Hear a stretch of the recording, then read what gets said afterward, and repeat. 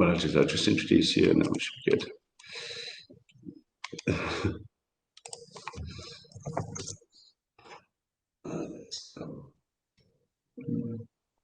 Guten Abend aus Berlin. Germany calling. Germany calling. Good evening, everyone. I think we're now live, and we have the wonderful Paul with us, Paul Rimmer. To those who don't know who Paul Rimmer is, you should go check him out. He's been on the national scene for many decades, so he knows where all the skeletons are, the bodies are buried. I thought should we talk about the UK right and everything else, but Paul's quite keen to talk about the topic du jour, which is the US election. So I ran away and got my Trump hat on. I've got my Trucker Joe look on. So yeah. So good evening, Paul, and welcome to the show. Guten Abend, Ralph. Is it okay if I speak in English tonight? No, Hochdeutsche bitte. Yeah, the stream is only going to be in German. Yeah. In high German only. So Hall says you donate. No, I'm never giving up this hat. I'm going to keep it for 30 years, right? Just to. I need one of those hats. I definitely need one. Yeah, one of the new ones. So yeah, so let's kick it off. So I mean, to those who don't know Paul Rimmer, go check out his channel on YouTube. He's seen all the parties and the Days of the National Front, the BNP for Britain, the English Democrats. So he's been he's seen actually everything we're trying to figure out ourselves. But we want to talk about the U.S. elections. So let's go, Paul. What do you think? What do you think's going to happen? I'm going to turn my camera off, guys, because I'm a bit groggy and I'm drinking my coffee, so it's quite rude. But what do you think was happening with Trump? Something extraordinary is happening in America because Trump has got such momentum behind his campaign now. Before the second debate, I think Trump was struggling, and the Democrats were energized, and they had their constituency mobilized, and they thought they were shoo-in. I mean, you saw these polls. I mean, I don't trust the polls because, bizarrely, polling in America now has become part of the campaigning. The left produced polls which show the Democrats winning, and the right produced much more objective polls, but showing Trump slightly ahead. So I'm not focusing on the polls. I'm not interested in the polls at all. What I am interested in is the momentum. After that second debate, where Biden made 3 suicidal mistakes. 1, he was going to destroy the oil industry. 2, he was going to raise taxes. And 3, he was going to wage a war against systemic racism. That's a terrifying concept.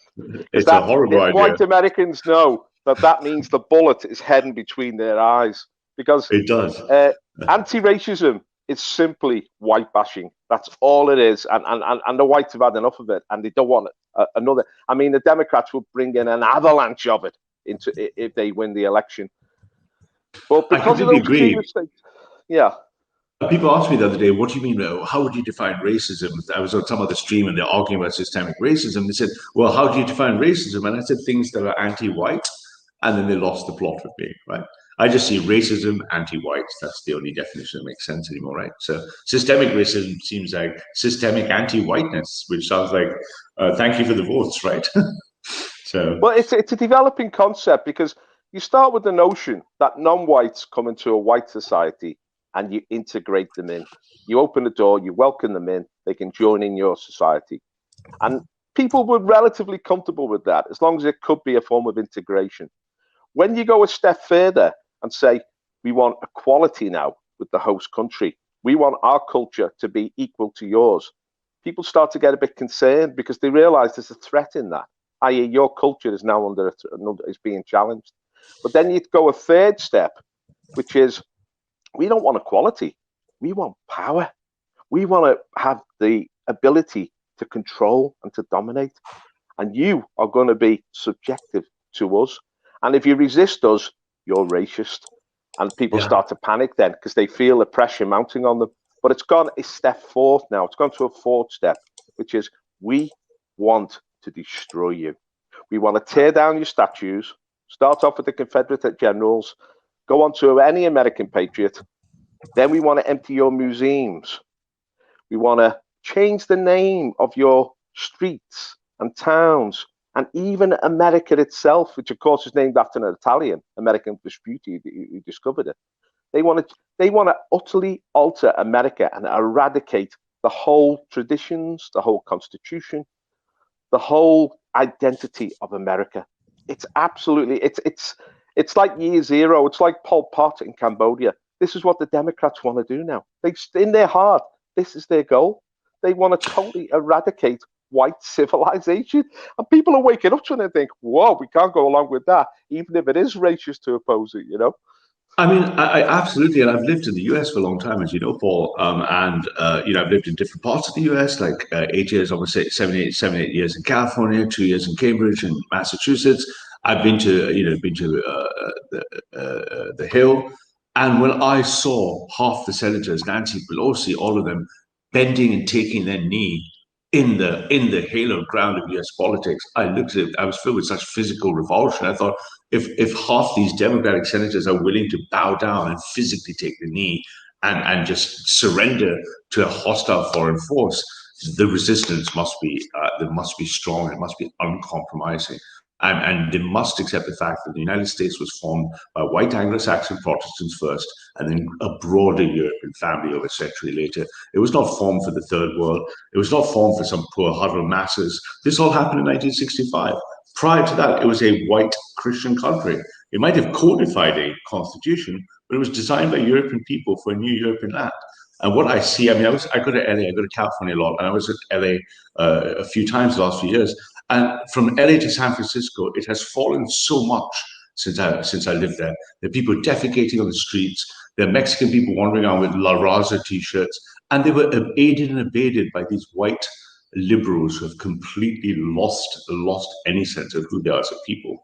They've given up what their ancestors worked for in the 50s and 60s. They're just giving it away. And I think you're right. I think it used to be this idea that it could be integration, then as you said, some form of, I wouldn't like to use the word equality, but parity. But right now it's let's get whitey. And I think Trump is standing on a pro-white message unapologetically, though he has to, sanitize his language. He's saying, hey, my fellow Americans, by which he means my fellow white Americans. Right, and this, I think, is the key to it, isn't it? And he's got to stay on that message. Actually, Trump is a lot cleverer than that. Trump is not exclusive. He's reached out to the black community. He's been very successful reaching out to the Hispanic community and bringing them on board. Trump knows that the white demographic now, especially because of so many white liberals, it's probably not enough to take him over the line. And Trump's a winner. He wants a winning constituency, and he will build a wider constituency. I think in his heart, his race to Trump is not the forefront of his agenda.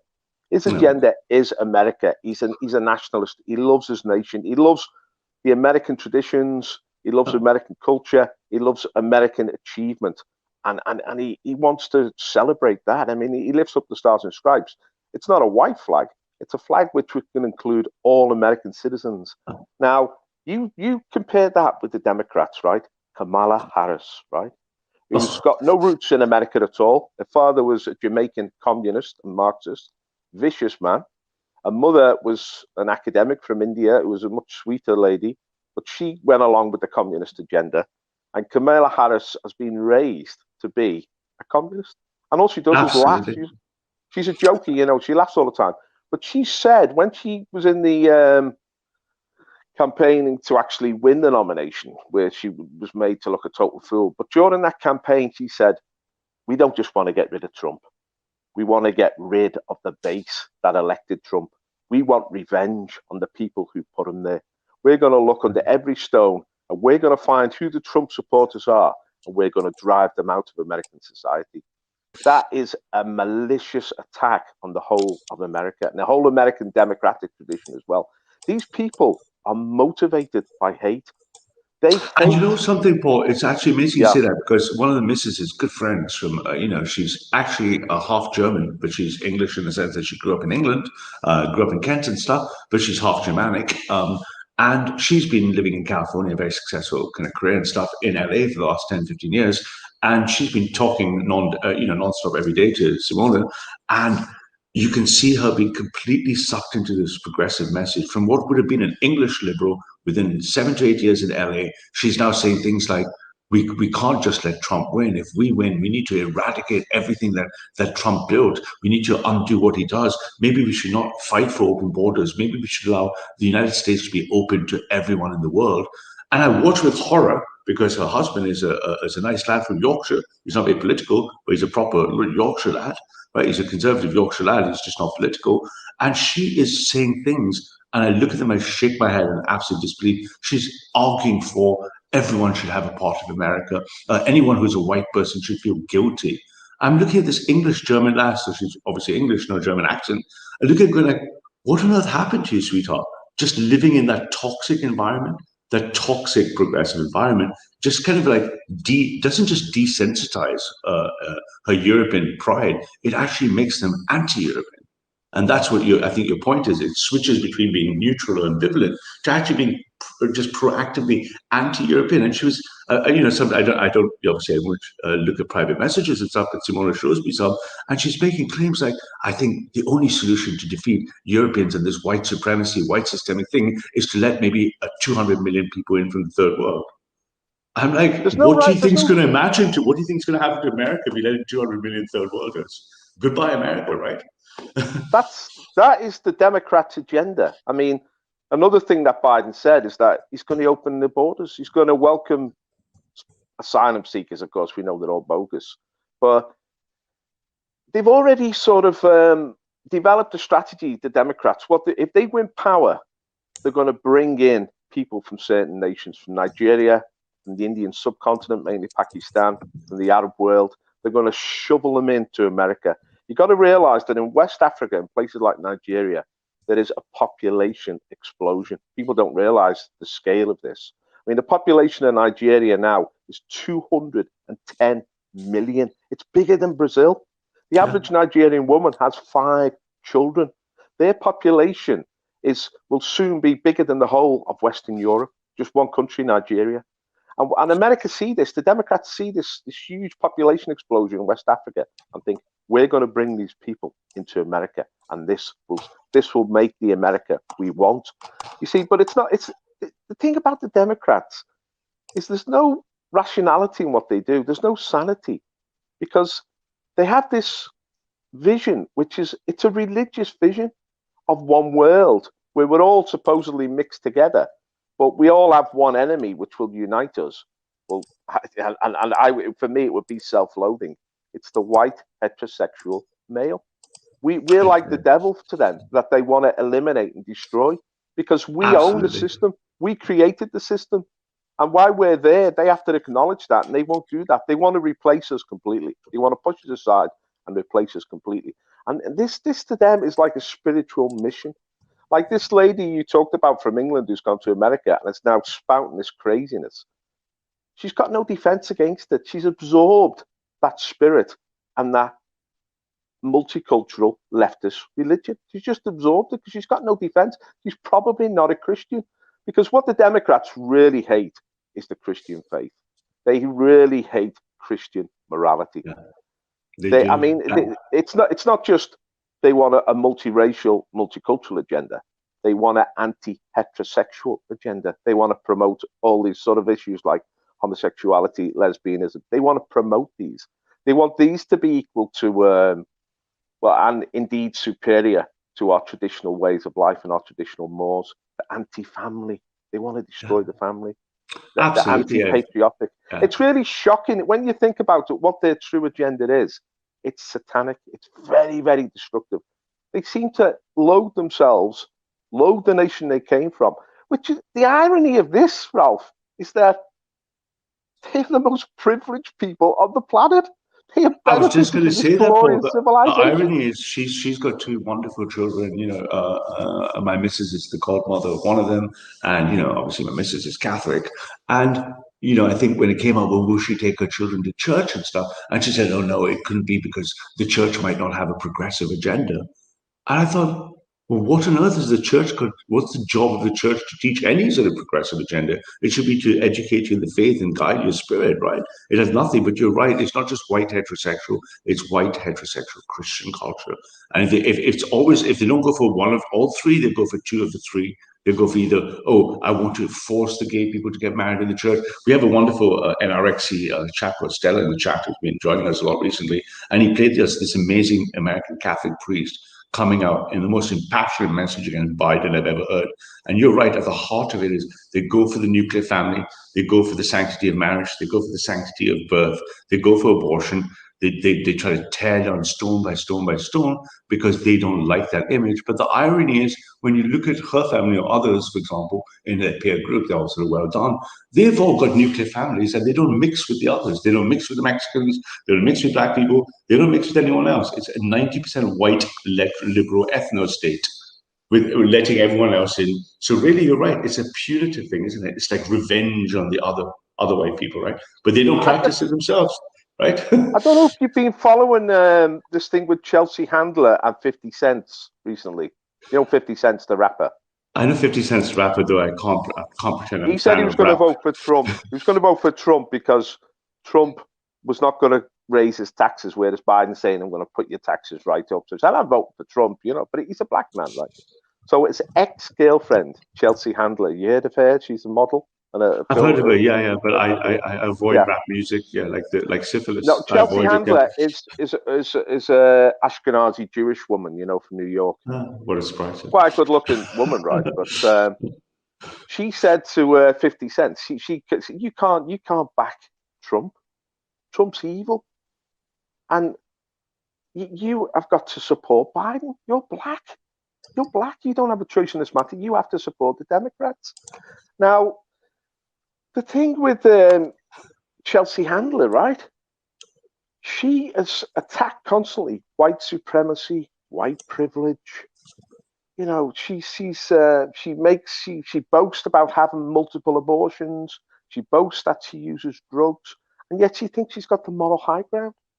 And she talks about a one world globalism. She doesn't want any borders in America. She doesn't want to stop anyone coming in.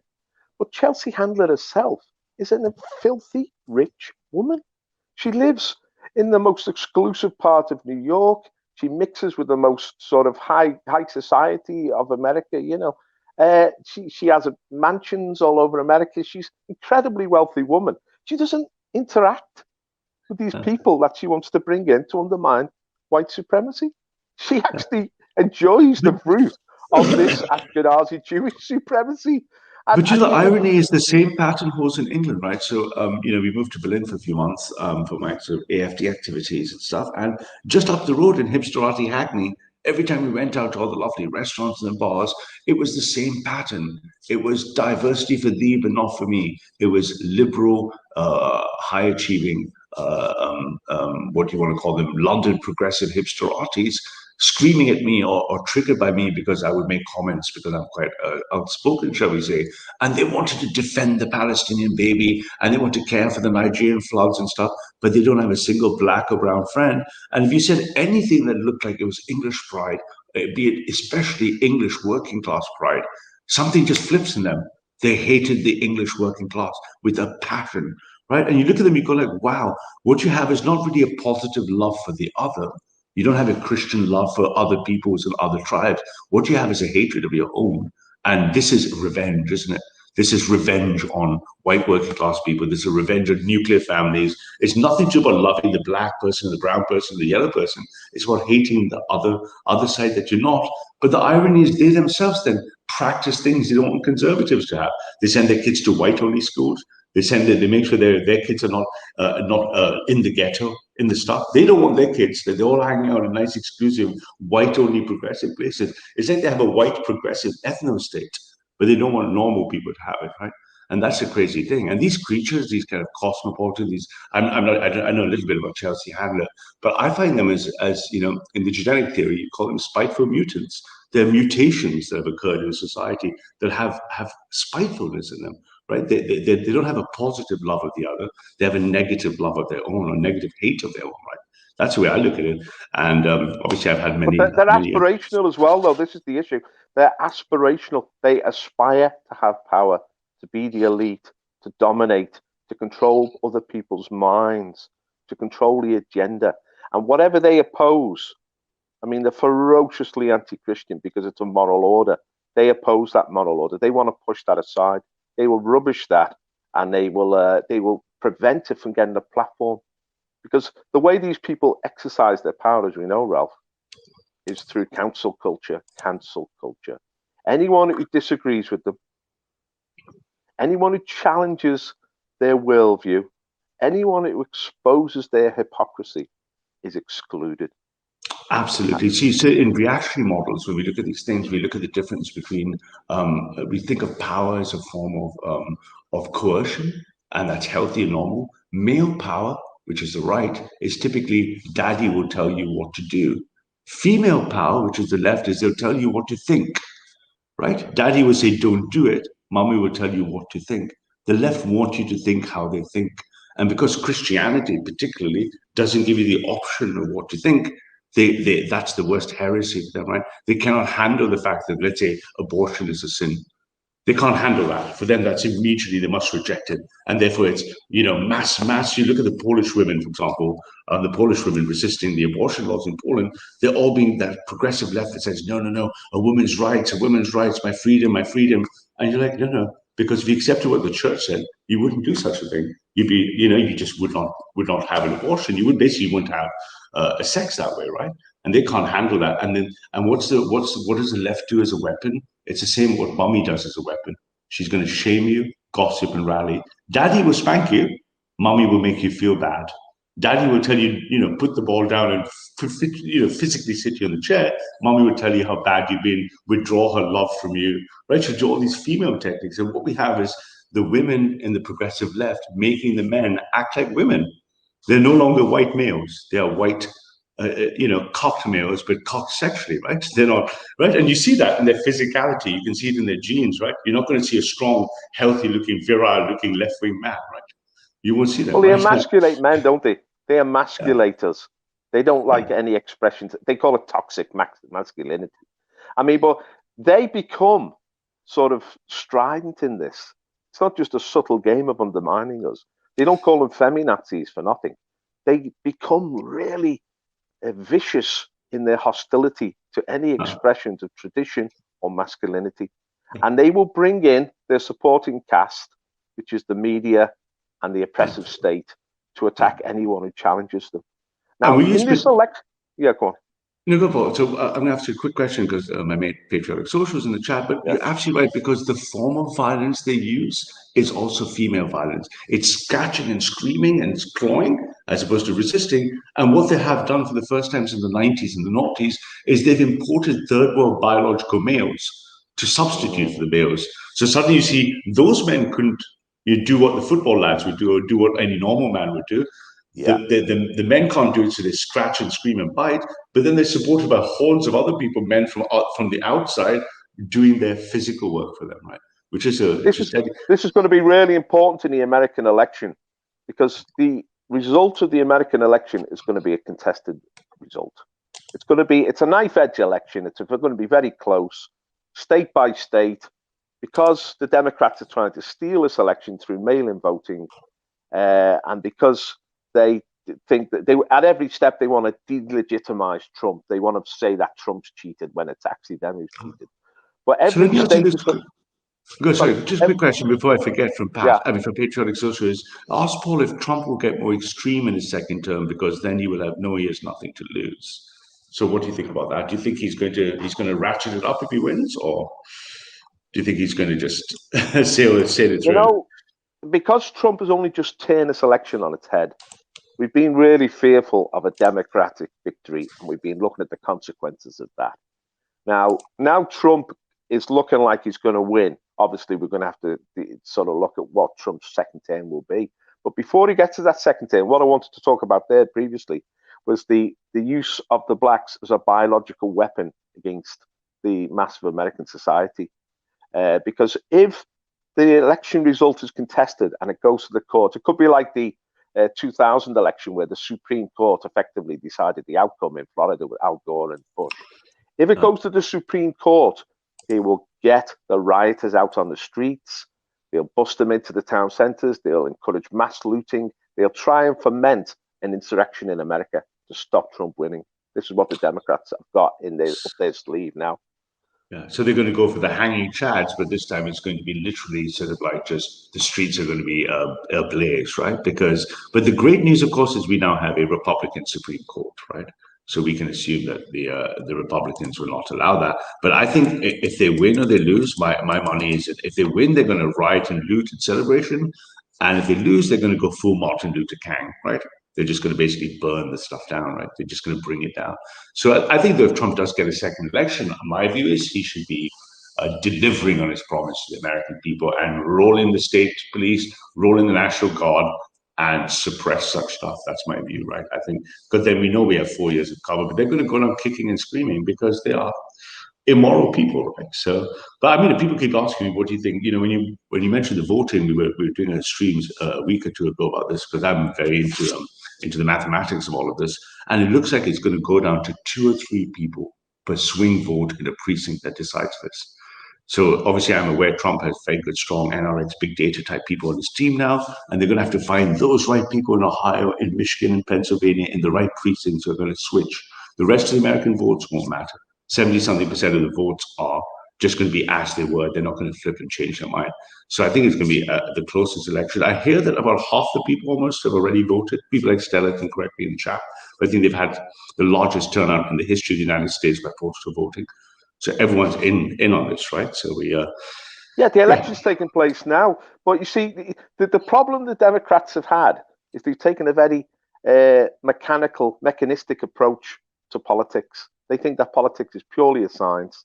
They built up a constituency. They put together various groups, the Rainbow Coalition, and then you've got the public sector unions, the people in education, the people in the healthcare system, people on welfare dependency, immigrants, of course.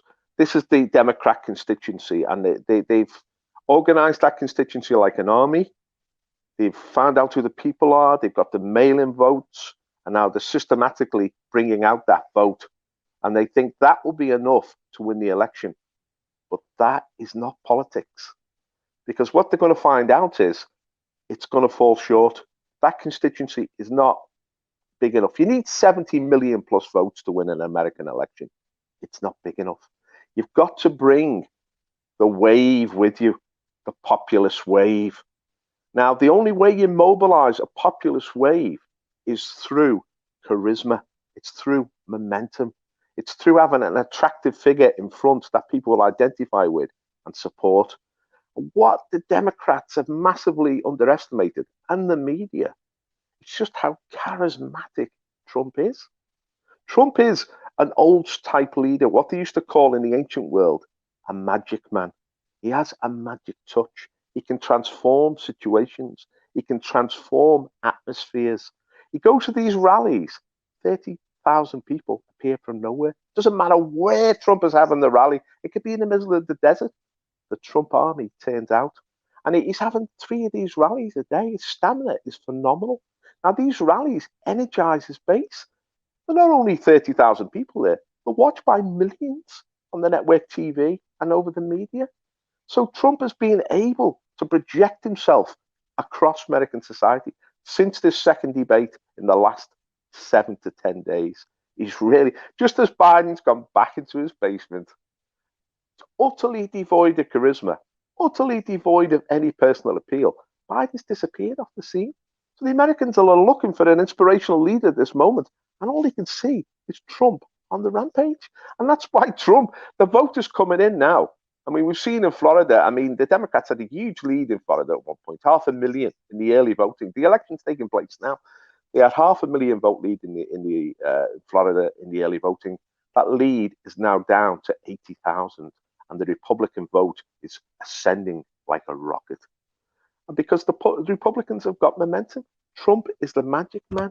Absolutely. He's the charismatic leader, and he's going to win. That's why he's going to win, because he's just, where did Trump come from? He's absolutely extraordinary. I don't know if you saw the accolades that Nigel Farage gave to him yesterday at the rally. Did you see that, Ralph? I haven't actually. I've been a bit busy, but I want to build on that point, because that's a great point you mentioned before. Because, you know, like I say, my good mate in Berlin is actually, I think, second now under the chairman of the Oswald Spengler Society. And if you're a fan of Spengler, the historian, because he's going to take me to the Spengler meetings soon, to the West. Decline of the West, Prussianism, nationalism, and Spengler predicted very presciently that when the collapse occurs, 50 to 60 years, he also envisioned the neoliberal collapse. He claimed that there would be a form of neo-Caesarism. He claimed that there'd be 4 or 5 populist people arriving when his long cycle of history changes. These people would be charismatic, autocratic. They would speak to the people and not the system. And we see Trump, Bolsonaro, Orban. We almost see the Spenglerian kind of like new kind of leaders emerging that are very kind of like, because I want to talk about that in the Spengler Society, that you've got around the world, these people popping up out of nowhere that we've never seen before. And what do they have? They're autocratic, they're charismatic, they're independent, but they speak straight to the people. Right? So Spengler's the idea was that once the system starts eroding and eroding, we get it, the people start disbelieving in their leaders, they start rejecting their leaders, and they look for a folklore. They look for a folk-right leadership. And you're seeing that, and Trump is that man. He is straight to the people, he avoids the MSM, he speaks plain, simple, working class English. He doesn't do anything fancy. There's no systemic systems or systems. He just calls it as he sees it. And Trucker Joe loves it. Trucker Joe says, "You're my kind of guy," right? And that's what they can't handle. They can't handle that charisma. That's, Trump could walk into a bar and have a Budweiser with someone, and it would be natural as fuck. Biden would not be able to do that. He would not be able to sit in a diner with your average working class American and relate to him, right? And that charisma There's something extraordinary about Trump, and this is what it is, really. You see, if you look at some of the, like in the 1930s, when the dictators emerged, like Mussolini, Hitler, Stalin didn't have any charisma, but Mussolini and Hitler had phenomenal charisma, but they didn't really, the crowd related to them as a sort of a military general, someone of power and authority, which they bowed down to and which they exalted the power. They worshipped the power of these people. Trump is different. The crowd is shouting at Trump, "We love you," from their heart to his heart. I've never heard that in a political rally before. I've never seen that on a political platform. There is a genuine love and affection for Donald Trump because he's a man with a big heart. Donald Trump has got a lot of love in his soul, not just for his nation. He's a Christian. For the people. Yeah. For the people. He's focused, you just said, he relates to people at their level. And yet he's still capable of leading the greatest superpower in the world, of being the leader of the free world. He's capable of sort of transversing those two sort of different dynamics of being a really powerful, strong leader, but being a man that people can approach and identify with at the human level. And that's why he's so exceptional, Trump. And I'll tell you, so the similar anecdote for me is when I spent those 6 glorious weeks in Budapest, in Hungary, and I talked to lots of the Orban rank and file people. And if you take your taxi, I was picked up by the car, and you take the taxi from the airport in Hungary into downtown Budapest, the entire avenue is aligned with anti-EU messages, the party, and then images of Orban. And I asked the guys there, I said, "Well, hey, does Orban put these up? Does the party put up?" I said, "No, that's illegal. The people paid for it." The people paid as a FU to the EU, that every time an EU dignitary came, they would see Orban's face almost all the way from the airport to the town, paid for by the Hungarian people and not his party. So they were like, "We love Orban," as opposed to, and that's what we're seeing in this kind of neo resurgence, right? So, I think what you just said there about who finances these people, right? If you look at the Biden campaign, it's financed by the New York bankers. It's financed by George Soros. It's financed by Michael Bloomberg. It's financed by Tom Steyer. It's financed by the hedge fund managers, by the Hollywood moguls. It's financed by the absolute cream and wealth of society. They're financing Biden, who's supposedly speaking for the underdog, for the underprivileged. Who finances Trump? Trump's money comes in $20 contributions, $25 contributions. Trump has said, I could go to Wall Street and I could say, I demand money off you or you get nothing from me. He said, I could do that. He said, but they would owe me then. And I would owe an obligation to them because they finance my campaign. He said, I won't do that. I'm not going to be bought. This is what's so unique about Trump. He's not owned by these people. That's why they hate him. That's why the New York bankers are financing Biden. is they don't own Trump. And for me as a technologist, it's amazing for the first time. We look at key technical events, especially as we're kind of geeks and stuff. And for me, it was unimaginable in my lifetime that the Twitter, a corporation, which is unelected, would censor the president of the United States. You look at that and you go, because they can't stop him. He doesn't care about giving an interview to Fox. He just goes sit on his toilet and tweet to the people. And they just don't know what to do with that. He's speaking directly to the populace and they're listening to him. So when I saw Twitter in the first, in a technical piece of technical history, that they held his tweet. And you think that shows you how desperate they are. They can't stop the elected president of the United States giving his message to the people, right? But on the other hand, if you go for, what's his name, Biden's son, Hunter, you can't, the social media have clamped down. You can't talk about Hunter, right? Even though, because obviously we want to talk about Hunter Biden. Like, no, not that, not him, because he's not the good guy, right? So, yeah, it's a very something has been revealed in this election, Ralph, which is unique, is that we've moved away from the society of mass communications, where everything is controlled from television centers and radio stations, and the population is indoctrinated and manipulated by these central controlling mechanisms. We've moved away from that, and we've moved into a network society where people form their own groups and share information amongst themselves. Now, what big tech have tried to do is break up that network society. They tried to, they banned a lot of people, haven't they? The likes of Bill Mitchell and Stefan Molyneux and stuff. They've excluded a lot of conservative voices from YouTube, but they failed to break up the network society, because the truth is, and you know this, Ralph, the internet cannot be controlled. People can sidestep anything you do. They can go to they can go to Parler, they can go to Gab. YouTube has become enormous now. They can't control information anymore. And that really panics. Yeah, it does completely. And I'm in two minds of what do I do for the overnight election. I always watch the US election. I stay up. And I'm torn between maybe hanging out with the AFD boys and stuff, though obviously I don't want to interrupt the fact that most will be in German and that'll be difficult, or going down to the United States Embassy in Berlin with my MAGA hat in front of where I assume will be the hardcore Antifa. That's the way. Hardcore Antifa everywhere. Have a chat with the AFD, get some proper German lads to make sure they got a bit of cover in there, because they're going to be violent, and stand by the US Embassy in Berlin and just wait for it, right? Because that could be a one interesting way. So, but the left they are absolutely desperate. So, like I say, my missus's friend, I've got some liberal friends from old friends of mine from California, and they are just messaging me all day, every day, saying things like, "We don't know what we're going to do if Trump wins." I'm like, what are you going to do? And what do you mean do? What's going to happen, right? You're going to get up and go back to your nice liberal high-paid tech job or creative art job, but they're like, well, how could we save things? How can we change the world when Trump comes in?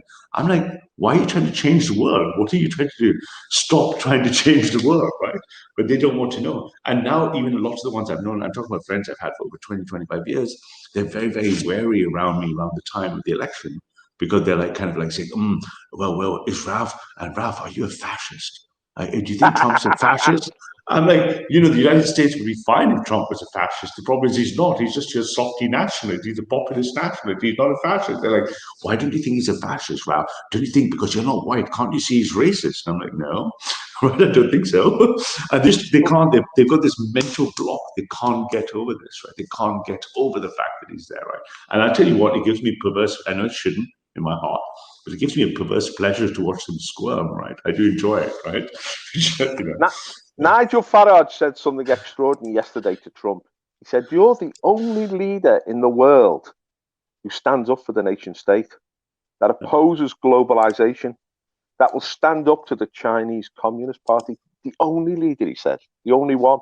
Now, what he was saying there, Farage, was that Boris Johnson is not standing up for the nation state. Boris Johnson is a globalist. The Tory party and Boris Johnson are in the pockets of the Chinese Communist Party. This is the truth. And that's why they're terrified of Trump winning, because Trump is going to really put Boris Johnson in his place. Trump said to Nigel Farage, "You're the king of Europe, Nigel. You're the man. You're the man who's going to shape the future of Europe." Brilliant. So someone had Hall asked in the chat, Hall is shall I just say, a superbly solid, I'll call you a conservative, Hall. He says, can you ask Paul, I have curiosity about how Liverpool's demographics have changed and how that's affecting Liverpool. because they're obviously consciously from Liverpool. So can you answer that one, Paul? There was a time when immigration was taking place that it was certain localities were being transformed. East End of London, Birmingham, Bradford, Blackburn. And you could point them out and say, these parts of England are no longer English. They're being colonised and taken over and utterly made into a foreign place. But since Tony Blair in 97, and since Dave Cameron said, I have come to complete the Blair agenda, there's no limit now. There's no, Liverpool is no different from the rest of the country. We are being swamped by mainly Islamic immigration. It's an invasion, really, isn't it? The Islamic invasion. Our neighbourhoods are being transformed, and this is going to impact everything in the city. Liverpool used to be a Scouse city, like the East End was Cockney, Birmingham was Brummie. They're now becoming areas foreign. Like watch Liverpool football team now. How many Scousers are in that football team? Liverpool football team used to have 5 or 6 Scousers. They were local lads who we watched grow and develop and become footballers, professional footballers. Tommy Smith, Ian Callaghan, Jimmy Case. Everton was the same. Brian LeBone and all that. They were part of our life. They were part of us. They're part of our family. Paul, I've been to the derbies. I've been to the derbies in the 80s, in the late 80s and 90s, and one of my early girlfriends was a Woollyback. And when you went around, and in those days, for example, it was actually still a Scouser pride, a Woollyback pride area. Yeah. And I went there like 8 or 9 years ago, and I looked around and go like, right, there's people with Liverpudlian accents, but they don't look like they're from Europe, right? That was my impression. But I am awake as probably a topical question. A lot of people want to know. Could you ask Paul what he thinks of the progress of PA, of Patriotic Alternative, and if there's any advice you would give Mark? It's got to become a political party. If you don't contest elections, you're not part of the political process. It's as simple as that.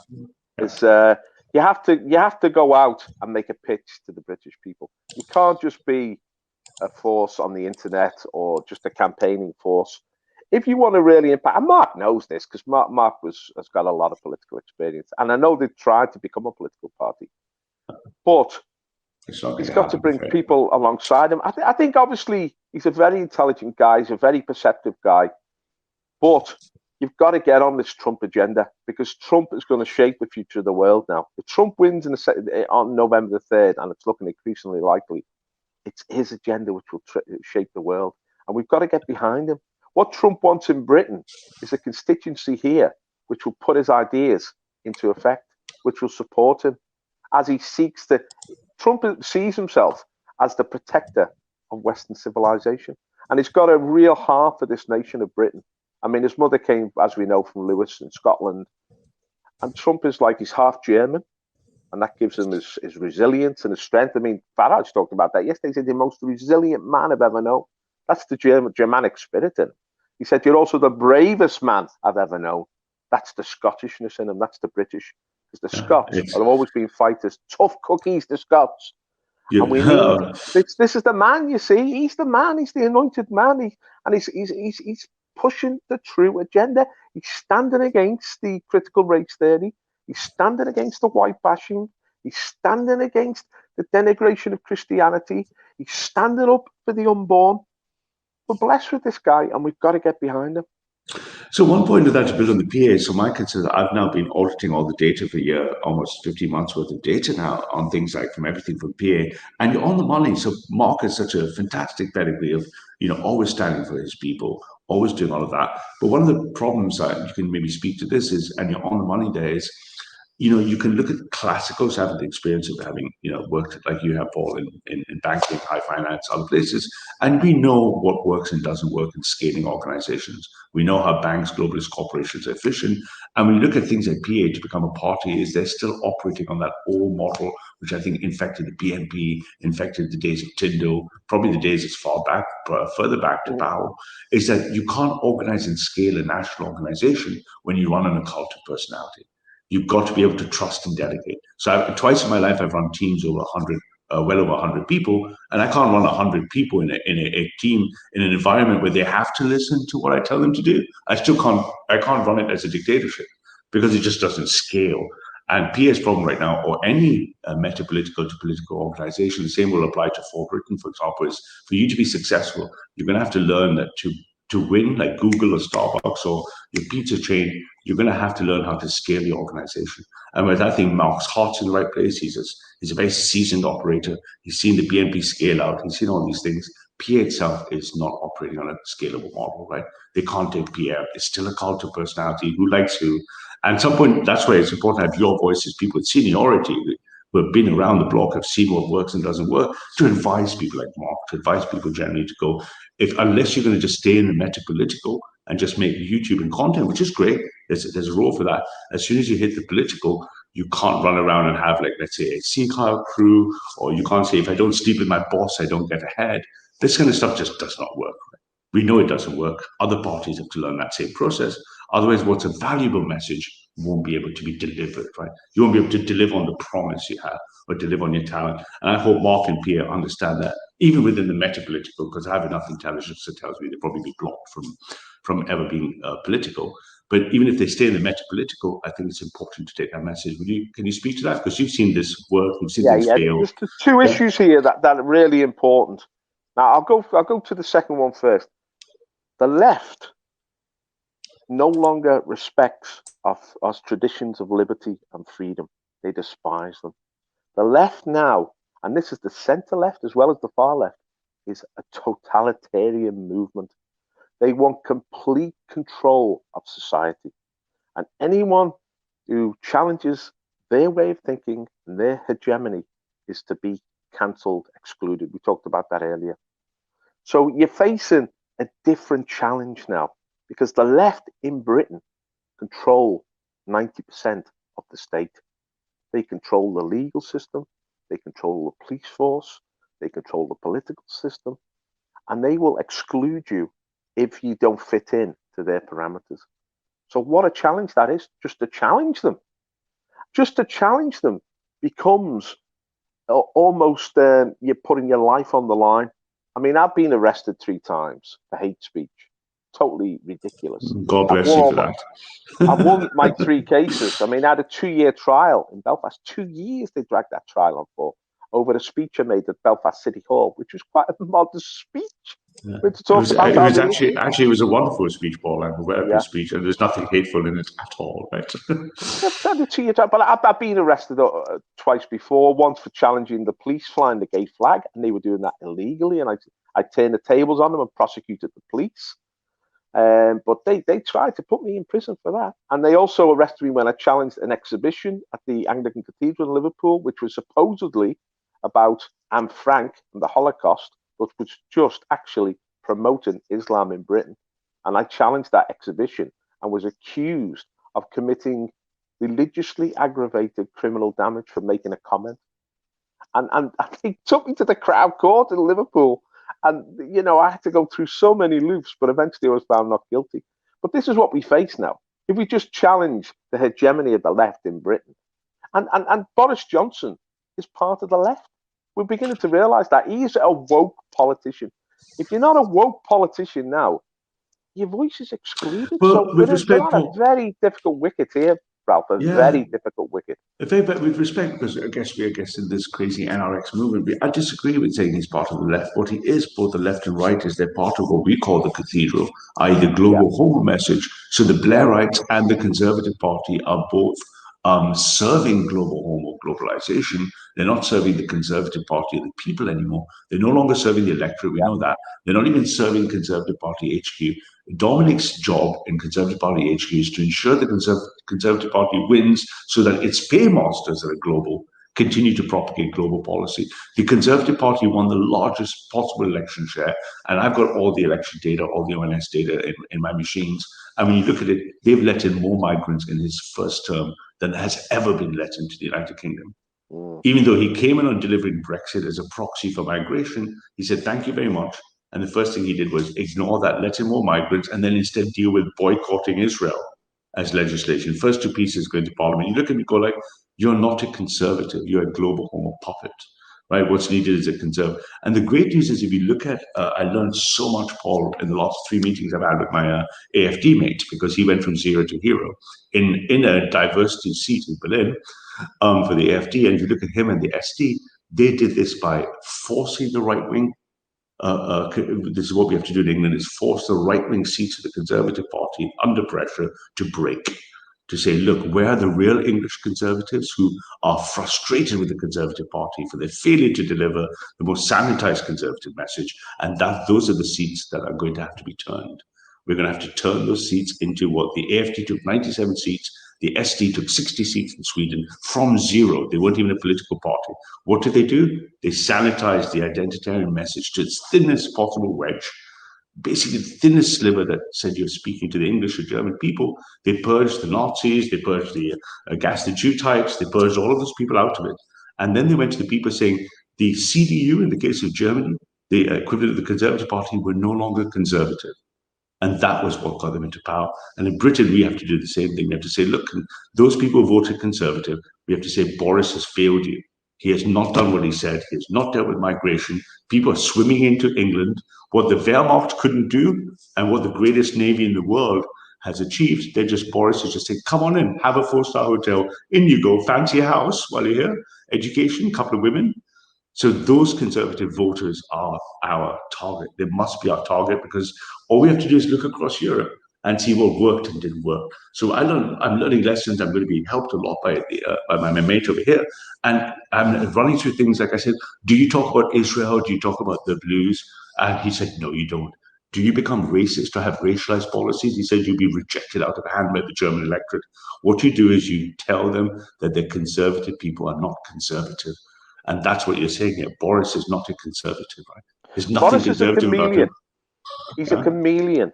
He fits in with the environment he finds himself, with the forces of power which he sees around him. He just molds in with that. He doesn't believe in anything, Boris. He's not a man of principle. I mean, Dominic Cummings was the man who pushed the whole Brexit agenda, not Boris Johnson. He just jumped on board because he knew it was winning. I mean, he wanted to be prime minister, and he's achieved that goal. But he's a man who's only interested, like most of the Conservatives now, as you're saying, in their own personal ambitions and personal advancement.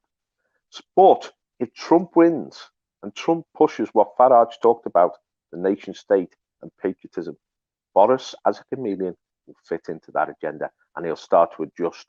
I mean, like the Hawaii thing, where he was going to bring in all the Chinese technology. And we found out that the Hawaii company in Britain was actually run by Conservatives. The Conservatives had been bought by the Chinese. Now, it was only when Trump said to him, no, if you go ahead with this, we will stand against you. He had to back down. Because he will back down. He will acknowledge where the power is. And when Trump wins, Trump is the power.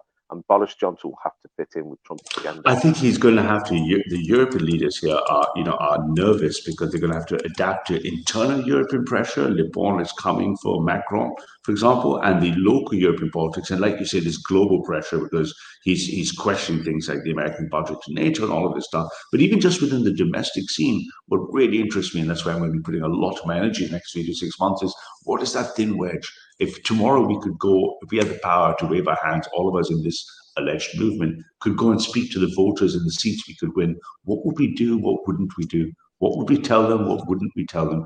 And for me, rather than us speculating, that's why I'm in Germany. Primary reason I'm in Germany, or secondly, a primary reason that the missus needed to be here for a while, is to see what did the AfD do right and wrong.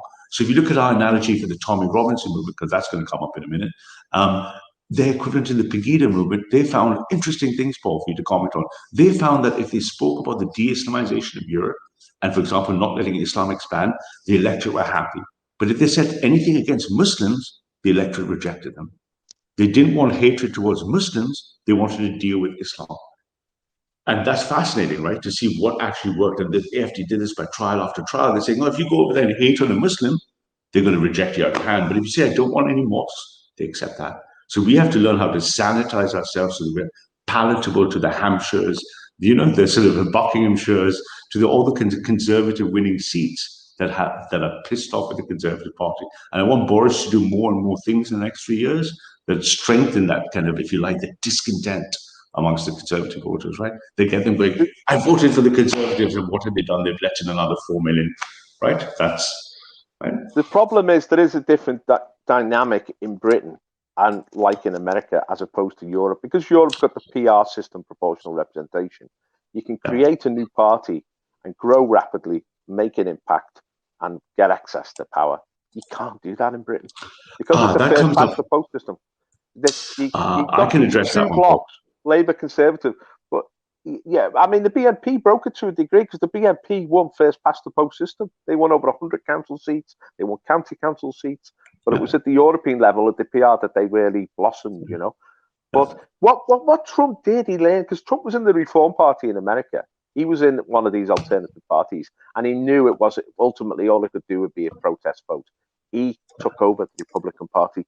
Really, we need to take over the Conservative Party. But let me disagree. Let's explore this, because one strategy is entryism into the Conservative Party, but then you're going to go against the Conservative Party machine, the oldest, most established party in the world. But I'll tell you why I disagree. Because if you do the kind of maths we guys do, and you look at this in just really like weird maths kind of stuff, actually, if I drew a simple picture of you, each square has 100,000 people, only 70,000 are electable.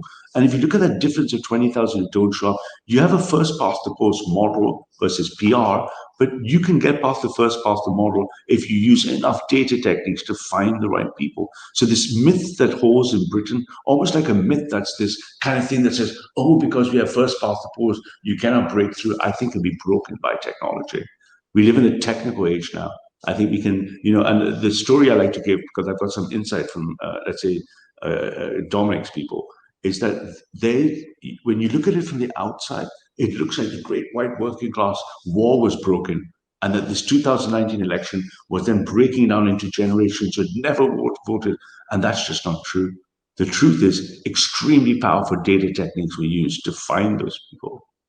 In the same way, I believe a nationalist party that is technology-driven, big brain-driven, can find those swing people that would be sufficient to get you. Now, we might not get the same percentage of the seats, which are 20, 30, but let's say we halved it for the difference between PR. That's still your first 10, 20 MPs in there.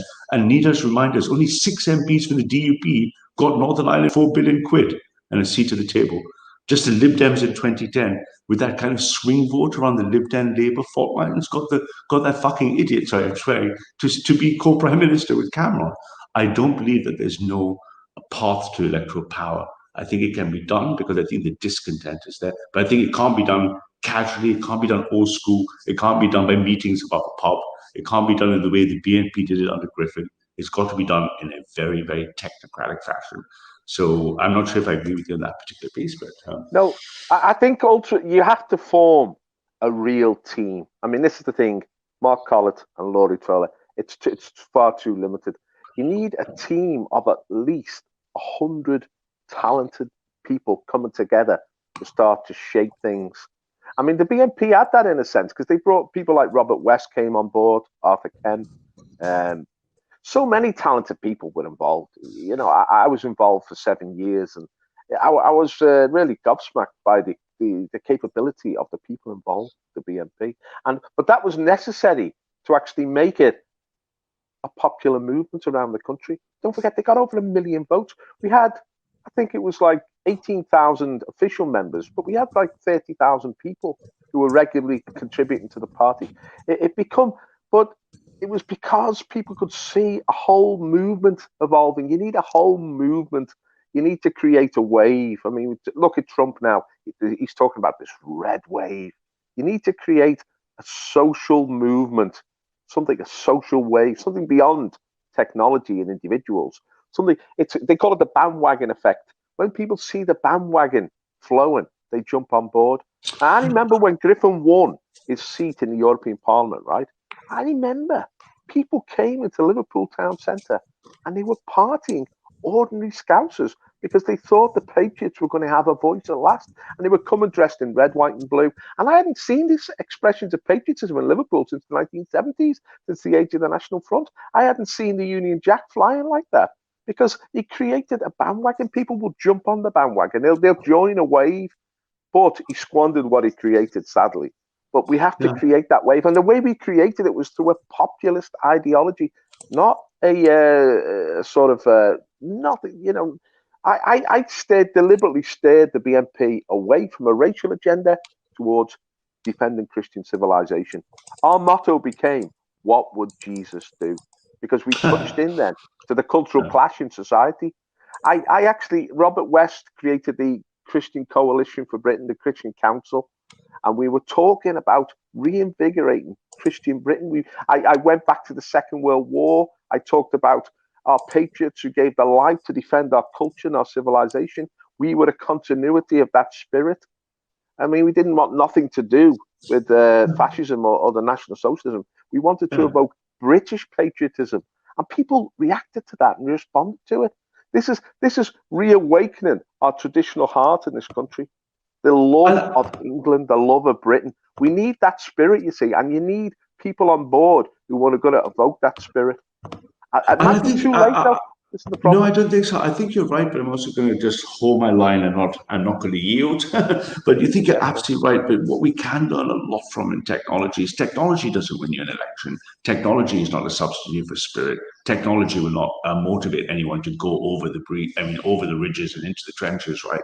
But what technology will allow you to do, and is essential, is organize, drive, calculate, inform. Just like, let me give you a simple example. How do you think Airbnb or Uber work? Now, they might have a vision at the top. Hey, I'm going to get rid of the entire taxi business. Or in the case of Airbnb, I'm going to take over the entire hospitality business. They have a vision and spirit, but the way they execute it is technical. What we need is that spirit you're talking about, that kind of patriotic spirit, but its delivery and its implementation must be technical, because you just don't have the resources, you won't have the money, you'll be beholden to entry-level investors, and you can't have that. It must be distributed. But if you have the right technology, if I flip it upside down, if you have the ability to build the platform to nationalize, then I believe that people will have a way to take that energy. And lots of criticisms we have in the right now is, the fights between the Tommies, the National Socialists, the PAs, all running around spending all their energy because there's no organizational paradigm. Once you have the ability to mechanize that organization, then you have a vessel in which the spirit can be expressed. I think the spirit by itself will not necessarily win, and I'm not making the claim that technology can do it. But the modern way to do it would be thinking of this as a startup. How do startups go from zero to a $1 billion capitalization? They do so because they have a vision, they have the leadership and the vision, and then they have clinical cold calculating engines that execute Uber, for example. So Uber went from zero to $1 billion because they had a vision that was literally got venture capital and 2 pieces of paper written in a pencil. That's how good the vision was. Everything underneath that was like the US Army. It was mechanized, it was industrialized, right? I think that's my kind of 2 cents for it. So, you had the key word there, Ralph, vision. They had a vision. It's the vision that counts. The team to put that vision into practice, and technology is the tool to realize it in practice, to make it practical, make it effective. But you've got to start with the vision, and you've got to start with the people who buy into the vision. You've got to broaden the vision. You can't have a narrow vision. You've got to, have you seen what's happened today in France? The recent events from the Religion of Peace.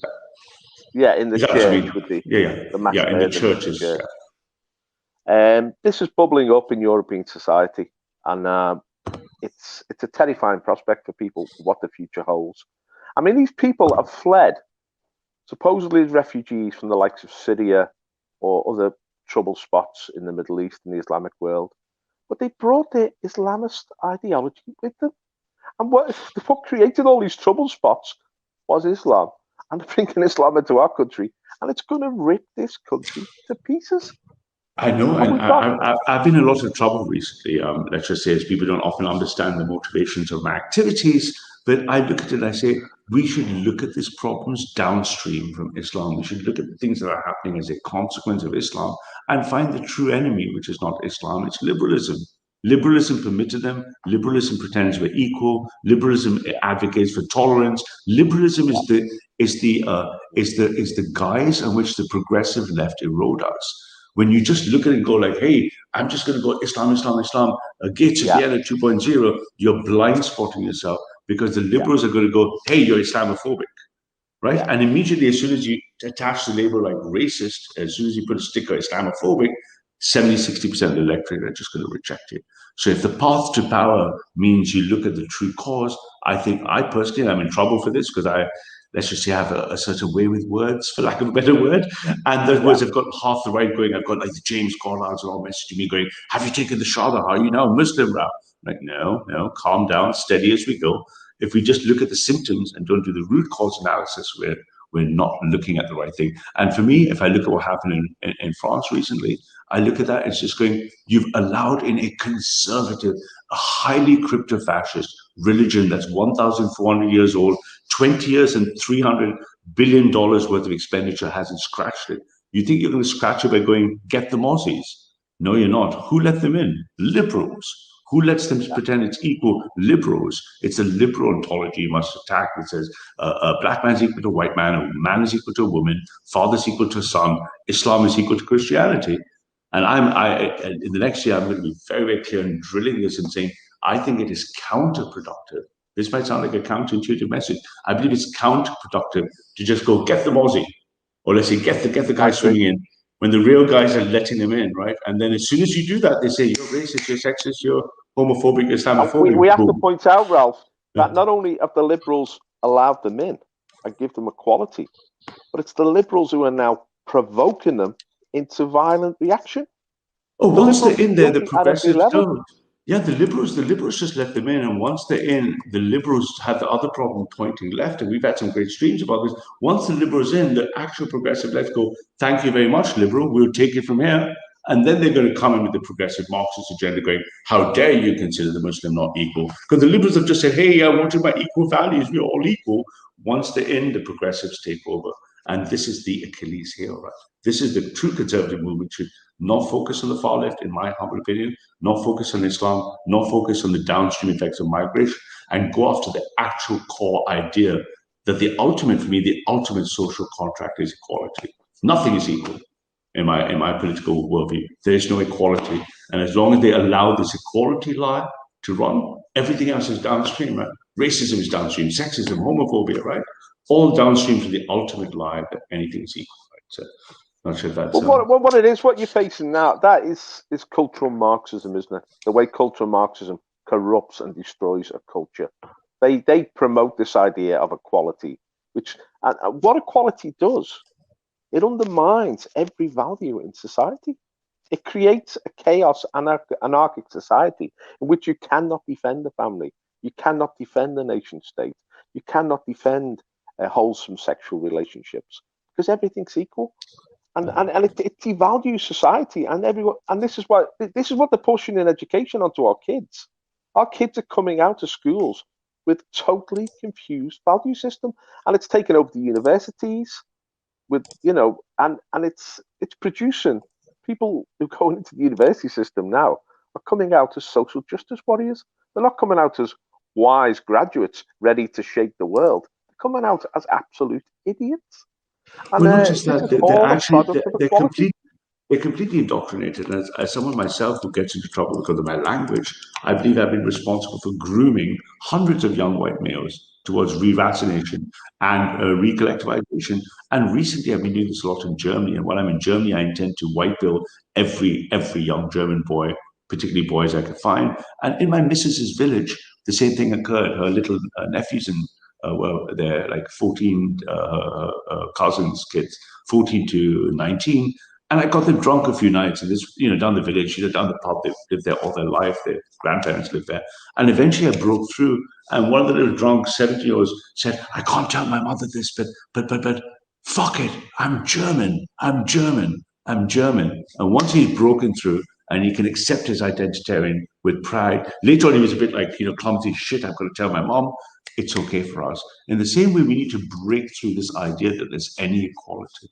We need to reject out of hand anything that stinks of equality and say, no, equality is the ultimate evil. But I'm getting a bit like, I'm having a little rant, Paul, so back off. No, good point in that, right? Well, if you go über die Grenze, right, over the border, where do you end up in? Polska, Poland, right? In Poland, there is no equality. The Poles are Polish.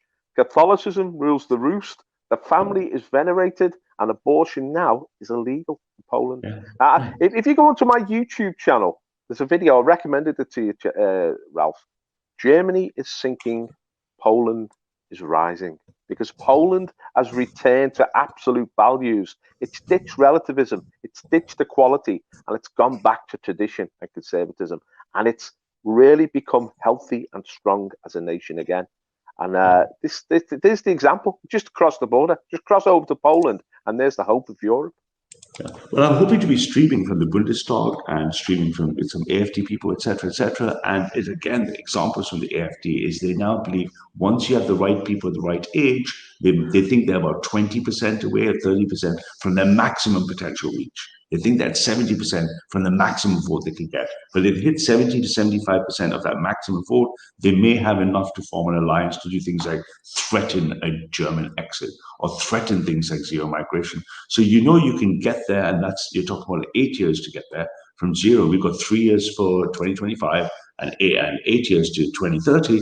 If we are, I mean, I hate to swear again, but if we're co-calculating a word that starts with C and ends with NTS, if we're co-calculating clinical those words, then we can do the very same if we believe we are focused on who these people are. They're going to be young males. So, for example, 13 and upwards for me in my case, because 13-year-olds will be voting for the first time in the United Kingdom. Any boys 13 and 14 and upwards is an immediate candidate to say, are you an Englishman? Are you an English boy? Do you love being English? Do you love English? And do you accept that you won't deport Raheem Sterling? You clap for him, but he's not English. Raheem Sterling is not English, but I'm not going to use the N-word. I'm not going to deport Raheem Sterling, but I'm going to make the claim that I can stand and be not a racist, but claim I'm English and Raheem Sterling is not English. And that's where the AFD, these SDs are winning. They're winning on the thinnest identitarian message that is palatable and not rejected. And that's where I think we need to put, I mean, that's my view. I think that's where we need to kind of push. But anyway, you've got lots of questions flying in here for Paul. I've kind of lost track of all of them. Lots of BNP people seem to be very curious about all the BNP kind of stuff. So can you speak a bit about the BNP and your experience of what you think went wrong or what went right? Because you saw all of it, didn't you, Paul? Or most of it, I guess. Yeah, I joined the BNP, and it was Griffin was modernising the party. He was changing the language of the party. He was talking about democracy, security, identity, freedom, and the old language was being ditched, and it was a very successful approach. But I took him a step further and said, we've got to talk about our Christian heritage. We've got to talk about our military heritage and our military traditions. We've got to link in with the spirit of Britain through the ages, going right back to the foundation of our nation, more than 2,000 years ago, in ancient England. We've got to see the continuity of that. And that really worked as an ideology because it brought a lot of other people on board. A lot of Christians became involved. A lot of patriots became involved, and it lost that sort of almost like a foreign alien edge it had because it was linked up to the 1930s in Europe. And we began to win elections. We began to have confidence in our message. We got out and campaigned, and there was such motivation in the BNP. The enthusiasm was incredible. We would go out at 7 or 8 o'clock in the morning to post electoral leaflets. 30 people would turn up. We'd have meetings in working men's pubs and clubs. 200 people would turn up. And I gave a lot of speeches. A lot of people spoke, and they spoke with passion. They spoke with love for their country. And people looked at us, and they looked at New Labour and said, these are the people we will follow. And we became a real force for cultural change and political change. And that really reached its fruition in the 2019 general election, because many of the places where we campaigned so most vigorously, like Lee in Lancashire, which had been Labour for 100 years, voted Tory. Because they were really, these people, these working class men and women are patriots. They love their country. They love their traditions. They want to pass it on to their children. They want a continuity of our way of life. And they know that New Labour and David Cameron totally against that. I think it's a once in a lifetime opportunity. I think for the first time, the left, in my experience, and I'm old enough to have seen this maybe from being conscious in the mid to late 70s, is for the first time, I think the working class Labour generation have woken up and said, not Labour again. They don't know where to go. They don't necessarily trust the Tories. Their grandfather and their father always told them, never trust a Tory, never kiss a Tory, never sleep with a Tory. And those people are going to be critical in the spanning left-right divide. I'll get to your question a second, mate. But one other thing is, of course, is what would you say about the biggest schism, which is going to be between the civic nationalists for Britain, Inman, Tommy Robinson, etc., and the actual ethno-nationalists? Because that seems to be, for the last year, the single fault line that divides the polity of the right. Are you a civic nationalist? or will you accept identity based on ethnicity? And it seems like if you drew the data, I've got 2,600 names now and about almost 750,000 comments in my software. And if you look at it, the single biggest schism is Tommy Robinson, DFLA, Richard Inman, Amory Waters, For Britain, and then Mark Collett and all the nationalists. One side owns the street, one side owns the class divide, the working class. The other side owns the messages in the digital space. And these two parties don't want to talk to each other. They are in fights all day, each day, every day again. So what do you think of how could we resolve that one? Between the well, I always saw when I joined the BNP, I saw myself as a bridge between these two groups. I actually wanted us to move closer to UKIP and for UKIP to come closer to us.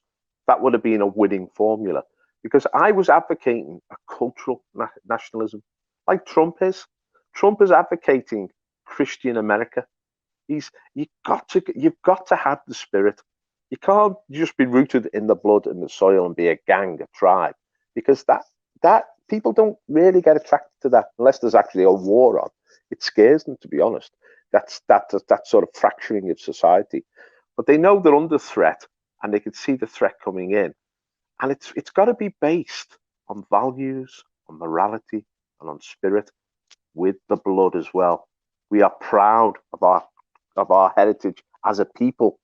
I mean, Winston Churchill said, "There's one word, a forbidden word, an almost forgotten word, which means more to me than any other, and that word is England.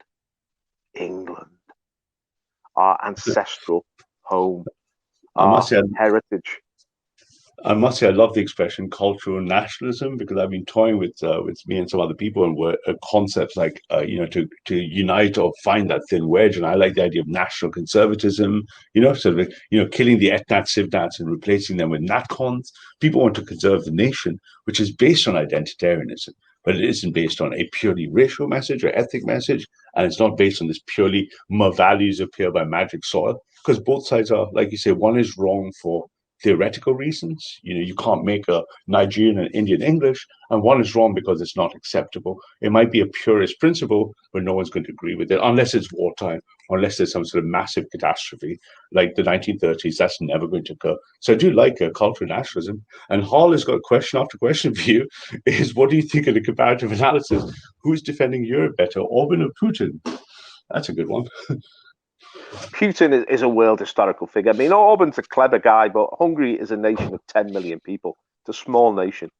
Russia is the one of the big three in the world, with China and America.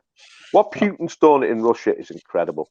And Putin has gone back to Russian history. He's gone back to the autocratic political system with a man at the top, the strong man at the top. He's reinvigorated the Russian Orthodox Church in an incredible way.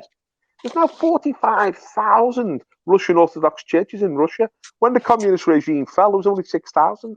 There's been an explosion. The Orthodox faith has become the soul of Russia again. The veneration of Christ has become the heart of Russia again. And he's topped that off by rebuilding Russia's military might and projecting that on the world to give Russia its sense of pride and confidence again. I mean, I look at Putin and I think he's ordained by God. If we're going to collapse in the West, if we're going to be overwhelmed by Nigerians and Pakistanis and the cathedral's going to destroy us, it's Russia. I mean, Russia's big enough, but that's the hope of our civilization. In the West, it's Trump. Trump can do for America what Putin's done for Russia. And we had the wonderful gentleman called Michael McCarthy in the chat, and he is also claiming, and I've been listening to him a lot, having conversations with him the last month especially, and he also agrees that if there is something that unifies the spirit first and foremost, there must be a way of making the church acceptable again, palatable again, reclaiming the Christian message, even if it's not via the church, making people believe that when England was proud and greatest, so was the church, so were the Christians. And this whole destruction of the Christian ethos, even if you're not a Christian, being able to be proud of your Christian heritage is the first step towards being able to restore the Christian ethos that made the Englishmen rule the waves, if you like, right? Or made Britain rule the waves. And that's going to be a difficult step, but you're right, Russia did it. If you say 6,000 to those many churches, Trump is doing it, right? He's pretty much without, because he's not allowed by law to bring out the cross. Right, he's bringing out the cross. He went to the church of the Bible, didn't he? He went to St. John's Church holding the Bible, and he said, "This is what I'm fighting to defend." Exactly. So I think that's going to be very interesting to see that if obviously different stories in different countries, we're cognizant of that, being able to be proud to put Christian messages everywhere, nationalism, being killing off all this crazy edge fringe stuff, or people saying, oh no, Christianity is associated with this, and reminding them that it was God, Queen, and country, not Queen and country, and not country. It was God. We have to go back to the Bible. We've forgotten how rich and powerful the Bible is. And if we get back into the language and the teachings of Scripture, we'll realize what the source of our true power was. Because the Bible gives you an amazing strength. And this is what the strength of the Bible is. It's the power of negative thinking. It's the power to say, no, we will not accept that. Abortion, no. Homosexuality, Scripture, no. No. The destruction of our nation, no. God made the nations. He created the border between the nations in order to create order in the world. And what the Bible gives you is backbone, the ability of the power of negative thinking. And we've lost that now. So, I mean, Trump's got it with the ability to say no to these people. You're not getting it and you don't deserve it. Yeah, absolutely. So when people say, what are you, Ralph? They're like, oh, have you been this? Are you fighting with the ethnic Civnats? And did you make a contrary to Islam? I said, look, I've said from day one, I'm a neo-reactionary Christian absolutist. I'm not negotiating. The absolutism comes from God. It's a neo-reactionary Christian absolutism. It's post-fascist, it's post-nationalist, it's post-chauvinist, it's post-traditionalist, because without God, it's just tribalism. Tribalism will get its ass kicked by Islam. Tribalism will get its ass kicked by the cathedral. Tribalism will get killed by global homo elites. Tribalism is not enough to restore and reclaim England, not enough to rejuvenate the English spirit. It must come from a slow march. Like if they did a long march to the institution in 60 years, we can in half a century return the slow march back to God, right? And this is a very difficult message, right? It also links us to the idea of Christendom, that we are not just in England trying to revive Christian faith, but we're linked with our brothers in Russia, we're linked to our brothers in the United States, we're linked to our brothers right across the globe who are trying to revive the true spirit, the spirit of truth, the spirit of wholesomeness, the spirit of purity and conservatism, which comes out of the Christian faith. We are part of a global movement, an international movement. This is a massive wave sweeping the world. And when we're empowered by that, we're not just little England, we're part of Christendom, and we've got to reclaim that identity. And absolutely, and everyone, Holland was saying that it's Christian nationalism in a very strange way, that's very unpalatable to the atheists. And I look at the atheists and say, I don't blame you, because you were subject to the atheist decay. You were taught in school that, hey, religion is just not optional. You can attend religious education. You weren't taught that God gave you that. You were taught to read it like you'd read Plato or read Macbeth. Read the Bible, read Plato, read Chaucer. Not this is the Bible. Right, that's what needs to come through, and it's going to be very difficult because we have in the data we have 3 generations where this has occurred, and the trick, of course, is I was always moved to tears. I don't know if you remember a couple of years ago, the Covington Academy kids, the Catholic boys standing by the Washington Memorial with that one. And they were standing there, and they were absolutists. They were inviolate. They stood there because they were Catholics. They didn't budge because they won because they just stood there in an absolute position of absolute non-negotiation, right?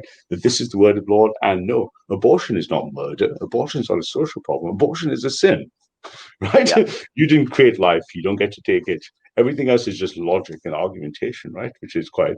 So I think that's going to be an interesting thing, because I think the right as well has that. You see that between the Civnats and Ethnots, you see the Christians on both sides, and then you see them constantly shut down or argued by rationalism, argued by atheism. And I think, but surely that's the thing, that as soon as you say you're Christian, you can talk to Christian nationalists in Poland, in Eastern Europe, where the church hasn't fallen. You can talk to the power base of the American Christians with money, but they're not going to bond with you, because if they don't see you as a Christian, there's something not there, right? There's no Corpus Christi. There is no union. There is no sacrament, right? And that extends to the world at large, right? So Jamie says most Christians are too passive. Well, therefore, Jamie, just a quick point, there are 4 ontologies on Christian violence. 2 are pacifists and 2 are support violence, just war theory and the Crusades. So if people say Christians are passive, they do not understand the Bible. So any other next questions? So someone says, hail the Covington boys. Yeah. So in terms of Trump, it's going to be, what do you think is going to happen if Trump actually loses? That's going to be interesting. Hell on earth. Hell on earth. Because all these things are talked about, like left-wing totalitarianism, like destroying the white man. This will be at the top of the agenda. What they call destroying systemic racism. This is going to be their whole agenda, their whole reason for being, and it's going to be terrifying, really, because culturally, they're going to start to attack us like we've never been attacked before, and they're going to have the full force of the state behind them. And if they win the Congress as well, I mean, there'll be huge constitutional changes in America. It's terrifying to think that Trump would lose, because then we really are dependent on Vladimir Putin. We'd have to turn to the east, really, for our salvation. That's going to be very interesting as well, because I was speaking a lot to, like I say, the Germans over here. And there's even when I went out with my AFD mate, he's bought land in Poland just across the border. And I said, what are you doing there? He said, well, if it all goes really south, a lot of the conservative Germans are going to be looking at the polls going, our union is stronger in blood and faith than it would be against global homo. And the wave that comes in is what I like to call a cold wind from the east. It would be the cold Christian wind from the east that would have to come in to save it, right? Because if Germany goes down, that border is no longer a border of interest, right? The German folk can no longer rely on that. And Germany is a very scary place, right? Because the left have such totalitarian media power. You can go to, I played all three verses of the German national anthem, Deutsche über alles, and even the missus said, did you play all three or just the one you're allowed to play? I said, of course, all three. What do you mean? Right? She said, including the ones of the borders of the Reich. And I said, especially that verse, especially the ones that speak of the borders of the German nation, right? So yeah, Germany looks like it's kind of looking at becoming, or if we lose, it's looking at becoming a Sweden or a France or Britain, which of course is going to be tricky. Any other questions for Paul, chaps? It seems like everyone's enjoying things. So if anyone wants to be brave in the last 10-15 minutes, if you want to, you're feeling brave enough to hop on, I'm sure Paul will be kind enough to entertain any of such things. I myself don't mind. What do you think, Paul? What do you think about the pragmatics, right? So if you look at the data, since Boris Johnson got in, the projections are 4.8 to 5 million migrants by 2025. So if you look at that, we're looking at they're going to rush as many as they possibly can in, and they're going to rush them hard and fast. So one position I take is I waste very little time on my energy with the progressive left. I don't have any time to talk about Marxism, socialism, or anything. All I want to speak about is the right. Do you think it's a good strategy not to waste time rehashing what's wrong with Marxism and socialism, and instead put all our energy just on the right wing of the Conservative Party? Would that be something you think it's not worth expending our energy just rehashing what's wrong with feminism or progressivism? We need a revolution in Europe, because it's not just a question of immigration, because the immigration is going to snowball. I mean, but I talked about the population explosion in West Africa and in Pakistan and the Indian subcontinent and the Middle East. If 10% of that heads to Europe, they'll just swamp us. They'll overwhelm us. We'd have to fight a war to keep them out. But we're only going to be able to fight that war. It's only going to be needed to defend our borders if we have a vigorous population. The problem is, because of what the cultural Marxists have done with abortion and with poisoning the mind of our women and the breakdown of the family and everything else, the emasculation of the men, our birth rate has collapsed. So we're actually we're committing suicide. It's not that we're being invaded by immigrants, of course, which we are, but we are actually committing racial suicide in Europe. I mean, Trump's against this, Putin's against this. I mean, the weird thing is, Eastern Europe, which was sort of closeted in communism, they are reviving their population. They have stopped the decline of their population.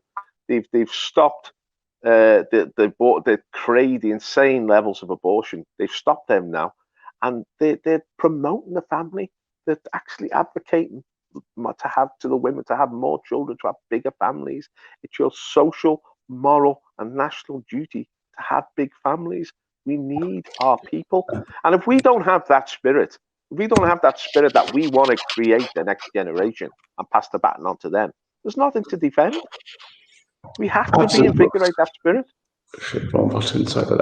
Absolutely. And to speak to that point, for example, one thing that was really inspiring to see, and obviously this is like a kind of a post hoc analysis is everywhere you went around Budapest, everywhere you went down the tubes, you would see adverts with nuclear families of 3 generations. You'd see grandparents with their children, and you'd see discounts for cars, complete incentivization structures geared around traditional nuclear Hungarian families, right?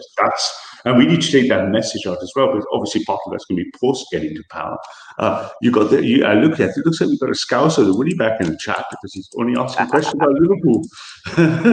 Here we go. How do you think Scousers would respond to an Islamist attack in Liverpool? First of all, Ralph, who did you support in those derby games that you went to? Unfortunately, Liverpool, mate. No, I used to visit Bill Shankly when I was a kid. I was a fanatic Liverpool supporter in the days of Kevin Keegan. When Kevin Keegan left, it broke my heart. He went to play in Germany. He was magnificent and stuff. Unfortunately, though, even bad news is I'm a Chelsea, Sussex, and England fan. Sussex for cricket, Chelsea in England. So it was only a kind of nominal support. But I was like, who are these Evertonians? Who the hell are they? We're the true Scousers, mate. We're the true Scousers. What did you think of the spirit of the derby games, though, Ralph? It was amazing. I mean, wow. It was, and this I'm talking about 87, 88, 86 in the games. The last game, maybe in the early 90s. And then, of course, I still remember that spirit. Stamford Bridge is quite small, but we've got the best chance against Liverpool. Like, you never own a house, you never buy a round. Oh, you a Chelsea fan, are you? Are you a Chelsea fan? Anyone who doesn't support Chelsea has got genetic deficiencies. Why? Well, when I lived in London, I used to follow Chelsea. I used to go watch them in Europe and everything. But have you ever been to a Glasgow derby? Rangers against Celtic? The funny thing is, I grew up in Scotland till I was 9. So when my father was finally accepted, my first football games were Rangers games. Because my father was my first maybe 20 football games in my life as a lad of 6 and 7 was like trying to work out what all this noise was. And it was basically Rangers games, even small Rangers games. But obviously I have no affiliation. So no. But of course, Chelsea, like Liverpool, are owned by the Middle East colonists who are Russia, right? So here's an interesting footy thing, though. If you ever became prime minister of any one of us became peer of England, the first thing I would do, for example, would say you cannot play for a local English team unless you were born there in that area by 10 miles. Every lad under 12 gets a free pass for life if he was born there, and anyone who's under 16 gets a $5 for every game if he was born in the area. And then that's what it used to be like, Ralph. You get localized like football again, right? You say, you can't get as opposed to when I was at Goldman Sachs and stuff, you could get any ticket. You just click. I could call up the secretary, go, I want Man U versus Chelsea, corporate seats, box seats. And we used to go, the lads would go down, because the games go like, it's not the same, right? Whereas I used to get chased by skinheads down Stamford Bridge. Those are the proper days of football. Proper days, right? The whole national front and me and a couple of public schoolboys going, right, 15 minutes to the end of the game, better start running now, right? It's like I had an Asian friend who was a Chelsea fan, and he used to follow them home and away from the 1970s. Kaz, his name was. He's died now, unfortunately. But he used to get on with those skinheads because they all knew who he was. He was very friendly. The ironic thing is, funny, after I stopped running, because I had my head kicked in a few times, I thought, outdoor stuff, I eventually got on with the National Front boys. They kind of took a shine to me. And there's kind of irony. I think my mom still has pictures of me with a bunch of NF skinhead boys in fucking 1981, 82. And it's kind of strange imagery. There's skinny on me with a bunch of proper bobber boys, right? So, but those get the banter going, Ralph. Get the banter going and buy the first round and you'll be in there. Hey, I only managed to survive by my charm and quick thinking on my feet because you can't run that fast all the time. So, at some point you're going to stop and fight to stop and talk.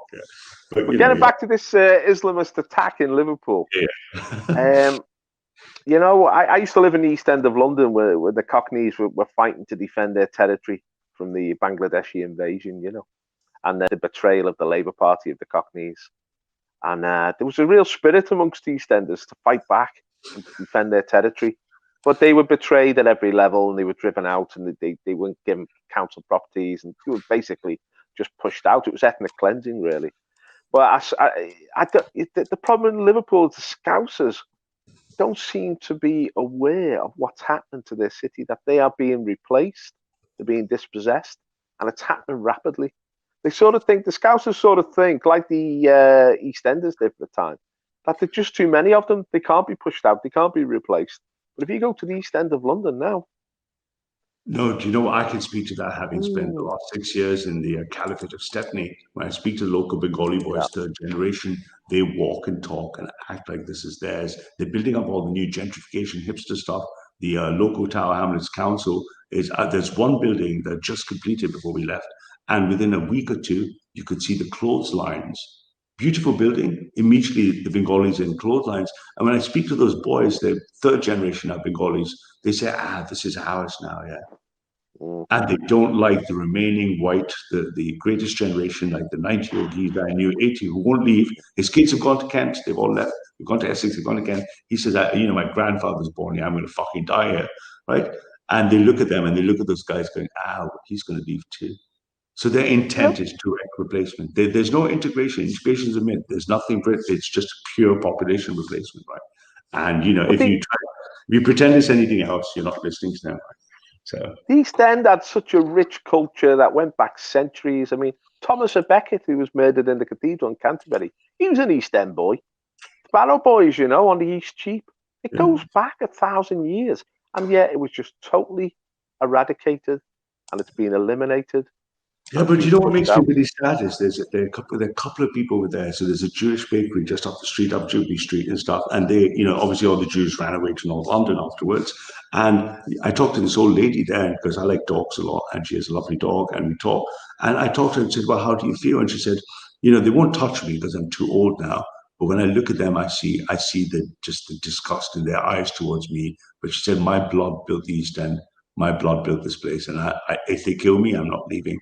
And it breaks my heart to think that any liberal who says shared values, or any progressive person who says that, should listen and sit down and listen to that woman's story. If it doesn't bring a tear to your eye, I don't know if you have a soul in you, right? Because those are the last people. Those are the only true English left in the East End, and them. You've got to realize with Islam, right, that there's no gratitude at all. Allah has given them this country, and everything in this country now belongs to them. I went to the mosque, and that's what the imam told me. That's what he said in his preach, actually.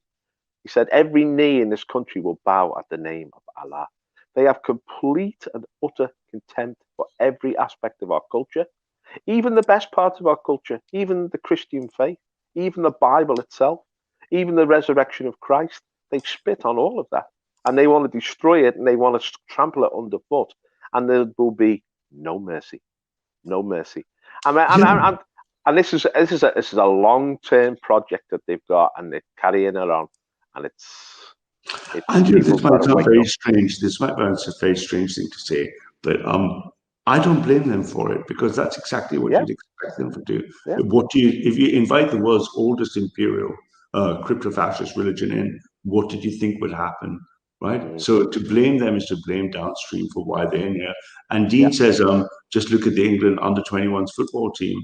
And what can you say if you look at the English under 21 football team? You've got that's what you have, isn't it? That's England under 21. Oops, sorry, that was England's under 21 football team. Let's have a look. Let's copy that image address. Let's put it in here. It's replacement, isn't it? What replacement? There's no replacement. There's a replacement. It's just a myth. Oh, look, there's an English lad in there. Yeah, that's the England 21 team. Yeah, and so all you have to do. But if you speak about this, of course, you're a racist and a fascist, right? And we can't have any of those around, can we? Because they do us harm. Yeah? The thing is, it's happening at such a rapid pace, and the resistance is so weak.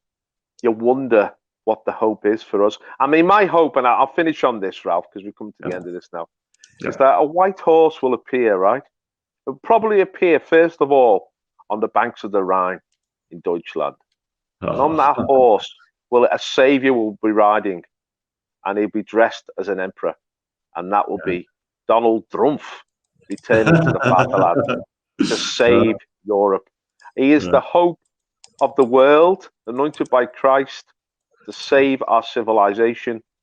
And Godspeed, Donald. Godspeed.